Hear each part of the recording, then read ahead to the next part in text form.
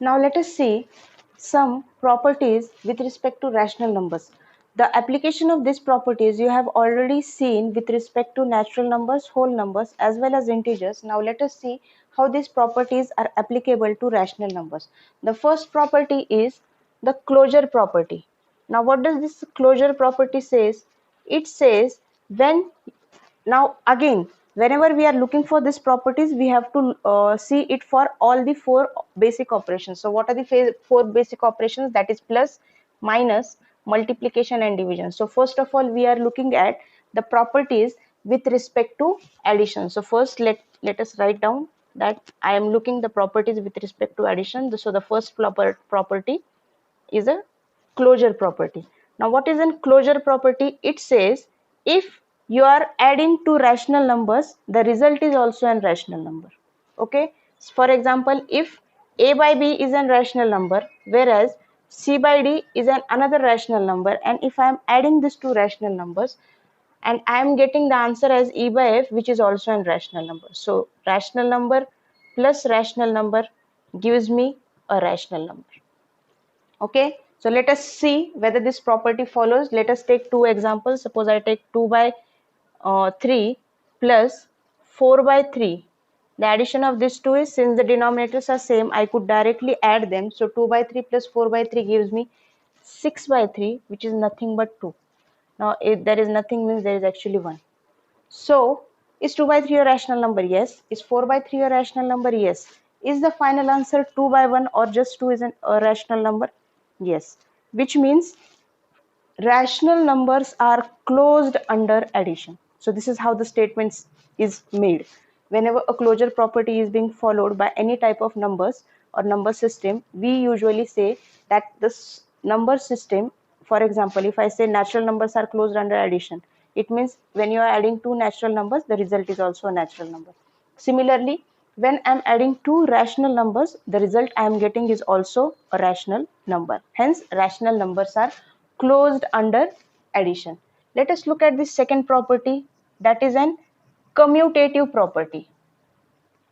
Now, what does a commutative property say? A commutative property says that if even though if you change the order in which the two rational numbers are added, still you will be getting the same answer. Meaning, suppose a by b is my first rational number, whereas c by d is my another rational number, and when I am adding a by b plus c by d, in this case I am taking a by b at the first place.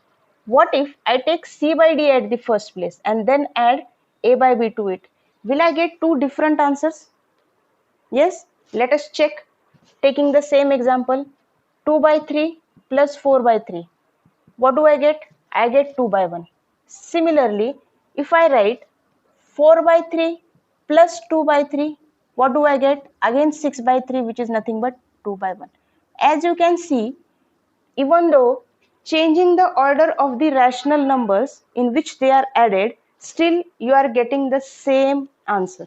Yes, which means that the commutative property is followed by rational number in case of addition.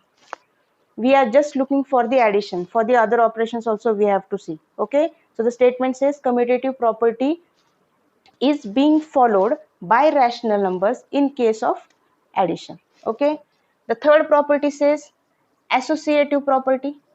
Now what is an associative property?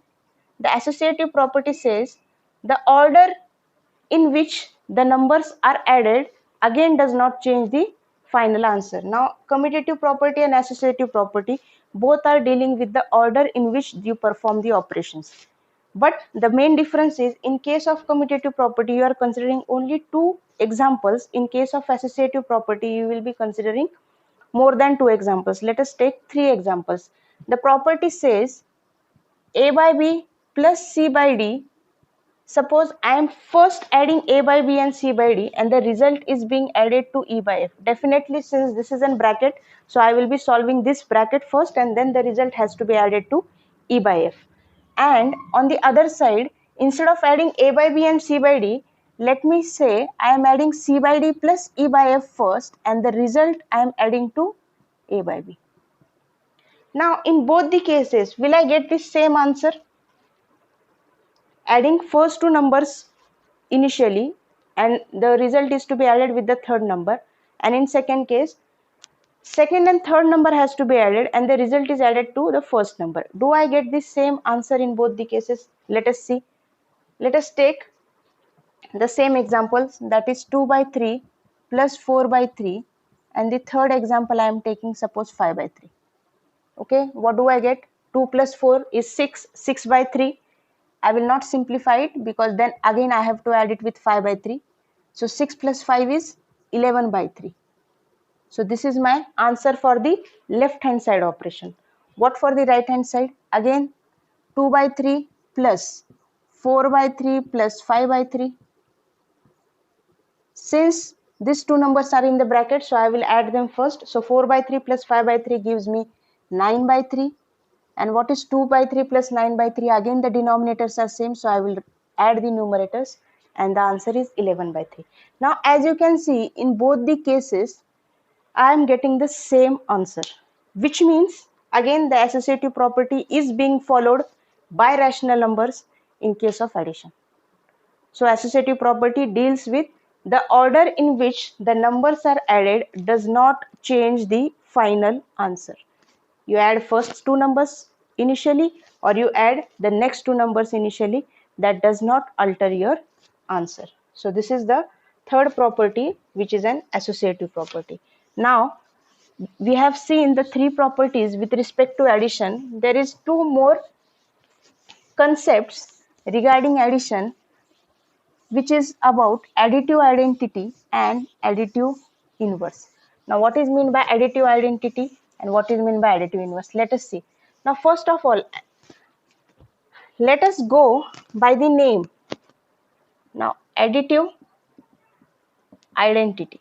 Now identity means definitely something which will not be changed. Yes, for example, the identity of say a person, will it change if it goes at different places? No, that's why it is called an identity, right? So identity is something which remains same irrespective of anything. By the same logic, we have to see how it is applicable here. Now additive means definitely I will be adding. The definition of additive identity says that 0 is such a number when it is added to any number, still I will be getting the same number. Meaning, suppose I take 4 or say 4 by 5. Since we are dealing with rational numbers, let us take 4 by 5. If I add 0 to this number, will my answer be something different than 4 by 5? No, it will remain the same. Similarly, instead of taking positive, let me take a negative number, suppose minus 4 by 5. Again adding 0 to it, will I get a separate answer? No. So in both the examples, as you can see, 0 is such a number which when added does not change the identity of the number. Yes, that's what I was telling. Identity does not change its value and hence 0 is called the additive identity. Why it is called additive identity? Because you are dealing with addition. Yes, you are adding 0. You are not multiplying 0. You are adding 0 to it. Hence it is called as additive. And why it is called as identity? Because it does not change the value of the original number. So this is the definition of additive identity. So 0 is an additive identity. Why? Because when 0 is added to any number, it does not change the value of the original number. Now what is an additive inverse? Again, additive means definitely I will be adding, and inverse means inverse opposite. Okay, so additive inverse is such a number which when added to original number you get the final answer as 0. Meaning, suppose a by b is my original number. Additive inverse of a by b should be such a number which when added to a by b I will get the final answer as 0. For example, a by b to a by b I am adding an additive inverse. and final answer I should be getting as 0. So what such number could be? If I add minus a by b to a by b, what do I get? Is the addition 0? Yes. So this is what the definition says. Additive inverse is such a number which, when added to original number, so in this case a by b was my original number, you get or we get the final answer to be 0. Again, why is it called additive? Since we are adding, and why it is called the inverse? As you can see, a by b, inverse of a by b is minus a by b. So just you are changing the sign. So changing the sign means it is getting inversed or it is getting opposite. Okay, so that's why it is called as additive inverse. So just go by the names, so you would be able to understand conceptually why they are called as additive inverse or why they are called as additive identity. So it will be easy to remember also. So additive identity and additive inverse. So I think let me explain the concept of multiplicative identity also here itself, so that it will be easy for you to differentiate between them. Now, as I have told you that additive identity means such a number which, when added to original number, you get the final answer to be the original number. Applying the same logic, what could be a multiplicative identity? Multiplicative identity will be such a number which, when multiplied with the original number, still you get the original number. Now what could be that number? A by b has to be multiplied with such a number so that the final answer will again be a by b. So the number is 1. Okay, hence 1 is called the multiplicative identity. Again, why is called a multiplicative identity? Because we are multiplying.